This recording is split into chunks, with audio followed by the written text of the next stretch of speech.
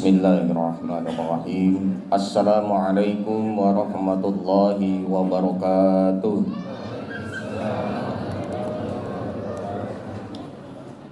Alhamdulillahi rabbil alamin.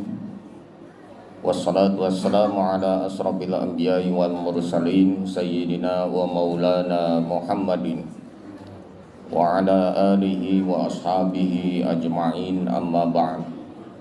Fa ya ibadallah, ittaqullaha haqqa tuqatih wa la tamutunna illa wa antum muslimun.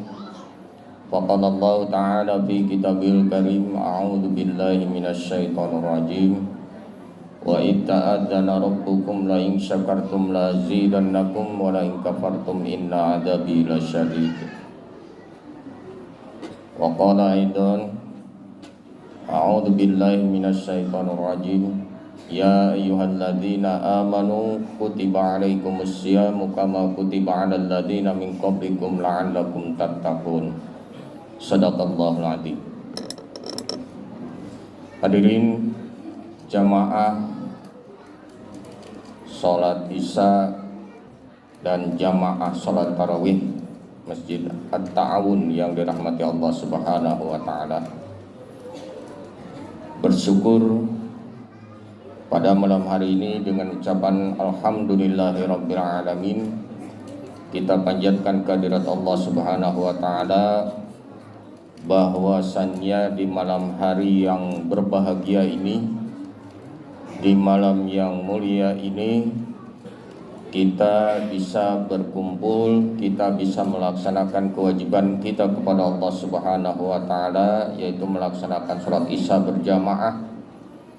Dan insya Allah kita akan melanjutkannya dengan sholat tarawih yang mengawali kegiatan Ramadan kita di tahun ini. Kita berharap mudah-mudahan semua amal ibadah kita dari awal sampai saat ini dan sampai waktu-waktu berikutnya mudah-mudahan diterima oleh Allah Subhanahu wa taala. Amin. Hadirin jamaah rahimakumullah, kita sama-sama memaklumi sesuai dengan apa yang disampaikan tadi, bahwa saat ini kita sudah memasuki bulan suci Ramadan, tanggal 1 Ramadan tepatnya. Sesuai dengan hasil keputusan pemerintah melalui sidang isbat, sudah menetapkan bahwa hari ini insya Allah kita sama-sama memulai kegiatan Ramadan. Dan kita awali malam hari ini dengan qiyamul lail, dengan melaksanakan salat tarawih insya Allah. Kita berharap mudah-mudahan kita bisa melaksanakan kegiatan Ramadan ini dengan sebaik-baiknya dari awal sampai akhir nanti. Namun ada pertanyaan yang harus sekiranya dijawab oleh seluruh jamaah. Dan pertanyaan ini sering dilontarkan. Apakah kita merasa bangga, apakah kita merasa senang ketika datang bulan suci Ramadan? Kira-kira jawabannya apa, Pak? Bapak senang gak datangnya bulan suci Ramadan? Bapak bahagia tidak dengan datangnya bulan suci Ramadan? Ibu-ibu bagaimana yang di atas? Senang tidak dengan datangnya bulan Ramadan, Bu? Benar. Tapi survei membuktikan lain loh. Ternyata setelah diadakan survei, penelitian oleh lembaga survei, beberapa lembaga survei mengatakan bahwa ternyata kedatangan bulan suci Ramadan ini memberikan efek yang sedikit agak menyimpang. Maksudnya apa? Banyak keluhan-keluhan yang datang dari umat Islam, terutama ibu-ibu. Nah ini ibu-ibu nih, hati-hati Bu. Itu lembaga survei ya. Banyak ibu-ibu yang mengeluh dengan datangnya bulan suci Ramadan, bukan karena datangnya bulan suci Ramadan saja, tetapi ternyata mereka lebih mengeluhkan kepada hal-hal yang sifatnya ekonomi. Apa buktinya? Ternyata mereka mengatakan, orang-orang yang disurvei itu, ibu-ibu yang mengeluh itu, mereka banyak mengatakan bahwa ternyata pengeluaran di bulan suci Ramadan itu semakin bertambah. Artinya uang belanja semakin banyak, semakin tinggi. Inilah yang menyebabkan mereka banyak mengeluh. Tetapi setelah ditanya tadi, ibu-ibu senang dengan datangnya bulan Ramadan? Senang. Bahagia dengan datangnya bulan Ramadan? Bahagia.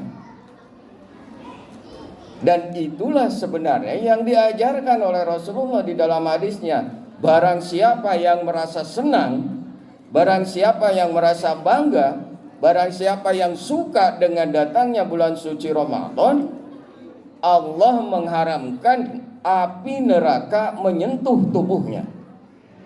Masya Allah, luar biasa. Dengan hanya senang saja Allah sudah memberikan jaminan yang sedemikian hebat.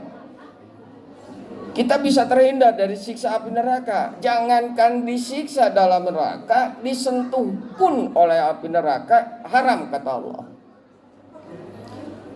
Oleh karena itu, berbahagialah ketika kita bertemu lagi dengan bulan suci Ramadan. Kita sambut datangnya bulan suci Ramadan ini dengan hati yang gembira, dengan sukacita. Makanya di mana-mana dikatakan marhaban ya Ramadan, marhaban ya syahrus syiyam. Selamat datang bulan Ramadan, selamat datang bulan puasa. Ini sebagai ungkapan rasa syukur kita kepada Allah ketika kita sampai di bulan suci Ramadan tahun ini. Lalu apa yang harus kita lakukan ketika kita senang dengan bulan suci Ramadan, dengan datangnya bulan suci Ramadan itu? Pertama, ya,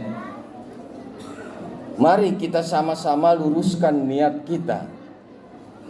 Kita sama-sama luruskan niat kita bahwa datangnya bulan suci Ramadan ini sebagai satu momentum bagi kita untuk semakin meningkatkan keimanan dan ketakwaan kita kepada Allah. Ya. Bukan hanya sekedar ikut-ikutan kita berpuasa. Ulah pedah orang aya dina masyarakat yang umumnya berpuasa lantas kita ikut-ikutan berpuasa. Ketika yang lain tidak berpuasa, kita ikut-ikutan tidak berpuasa. Bukan demikian. Tetapi betul-betul niat kita karena Allah Subhanahu wa taala. Ini perintah dari Allah, kutiba alaikumusiyam. Diwajibkan atasmu untuk berpuasa. Itu satu, ya. Jadi mari kita sambut bulan suci Ramadan ini, kedatangannya dengan sukacita, dengan bahagia, dengan rasa bangga dan senang. Luruskan niat kita.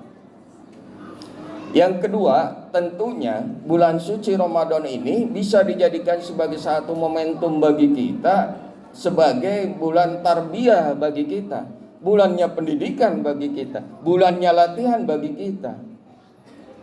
Kenapa demikian? Setiap hari kita makan, setiap hari kita minum, dan itu tidak ada batasan. Mau jam berapapun bisa. Tetapi pada bulan suci Ramadan, Allah membatasi. Rasul mengajarkan kepada kita berpuasa dari sejak terbit fajar sampai terbenam matahari. Dibatasi.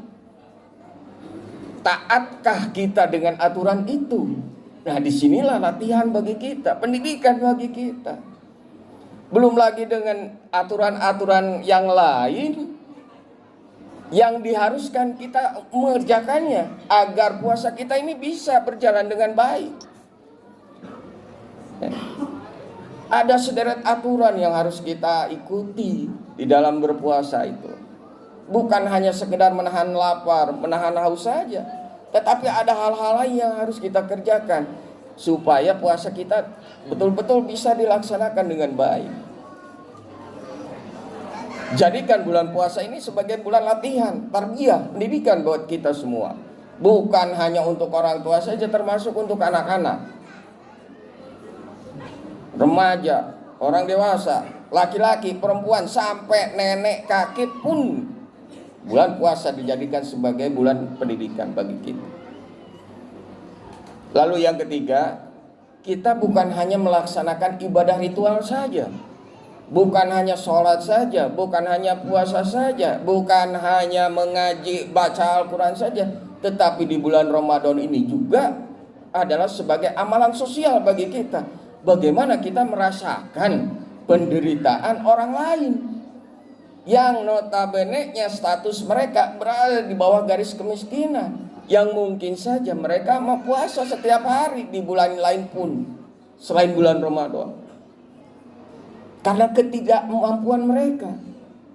Sementara kita yang mampu, sementara kita yang boleh dikatakan berada dalam sisi ekonomi, bagaimana caranya kita bisa berbuat, bisa berlaku seperti mereka yang tidak mampu?